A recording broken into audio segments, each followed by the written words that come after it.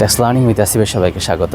আজকে আমরা জানবো অন্যান্য বৃদ্ধিকারী সমন্বয় বলতে কি বুঝি, যা ভ্যাট রিটার্নের নোট 87 প্রদর্শন করতে হয়। এমনকি ভ্যাট আইনের ধারা 48-এর উপধারা 1-এর দফা 6-এ এই অন্যান্য বৃদ্ধিকারী সমন্বয় সম্পর্কে বলা হলেও এটা বলা হয়নি সেই অন্যান্য বৃদ্ধিকারী সমন্বয়গুলো কী কী। আজকে আমরা কমপক্ষে 13টি অন্যান্য বৃদ্ধিকারী সমন্বয় সম্পর্কে জানবো।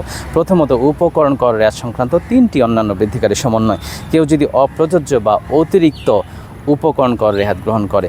নাম্বার 2 হচ্ছে কেউ যদি আংশিক উপকরণ কর রেয়াত গ্রহণ করে থাকে, বা 3 নাম্বার হচ্ছে যদি ভ্যাট কর্তৃপক্ষ অতিরিক্ত উপকরণ কর রেয়াতের বিপরীতে রেয়াত বাতিল করে যদি কর নির্ধারণ করে তাহলে কি করতে হবে? এই অন্যান্য বৃদ্ধিকারী সমন্বয় গ্রহণ করতে হবে।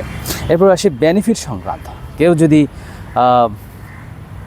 অতিরিক্ত রিফান্ড গ্রহণ করে থাকে, বা অতিরিক্ত ডিউটি ড্রব্যাক গ্রহণ করে থাকে, বা ভ্যাট কর্তৃপক্ষের মামলার বিপরীতে সংক্ষুব্ধ হয়ে আপিল দায়ের করে যদি 1% অর্থ জমা প্রদান করে থাকে, সেই জমা প্রদানের বিপরীতে অন্যান্য বৃত্তিকারী সমন্বয় গ্রহণ করতে হয়।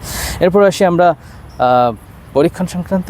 যদি ভ্যাট কর্তৃপক্ষ দাখিলপত্র পরীক্ষা করে, বা আর্থিক বিবরণী বা ফাইন্যান্সিয়াল স্টেটমেন্ট পরীক্ষা করে, বা যদি অডিট করে কর নির্ধারণ করে, তবে সেই কর নির্ধারণের বিপরীতে এই অন্যান্য বৃদ্ধিকারী সমন্বয় গ্রহণ করতে হয়। এবার আসি ডেবিটকারী সংক্রান্ত 4টা।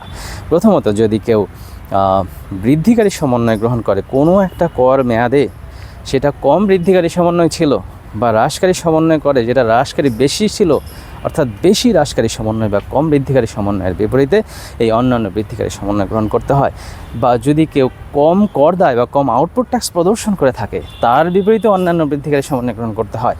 এবং last but not the least, যদি সরকার কোনো প্রজ্ঞাপন দিয়ে ট্যাক্স অব্যাহতি দেয় এবং কোনো একটা সময়ে সেই অব্যাহতি রদ করে, এবং সেই অব্যাহতি রদ করা সত্ত্বেও যদি কেউ সেটা ক্রমান্বয়ে নিতেই থাকে সেই সুবিধা, তার বিপরীতেও এই অন্যান্য বৃদ্ধিকারী সমন্বয় গ্রহণ করতে হয়। Happy learning.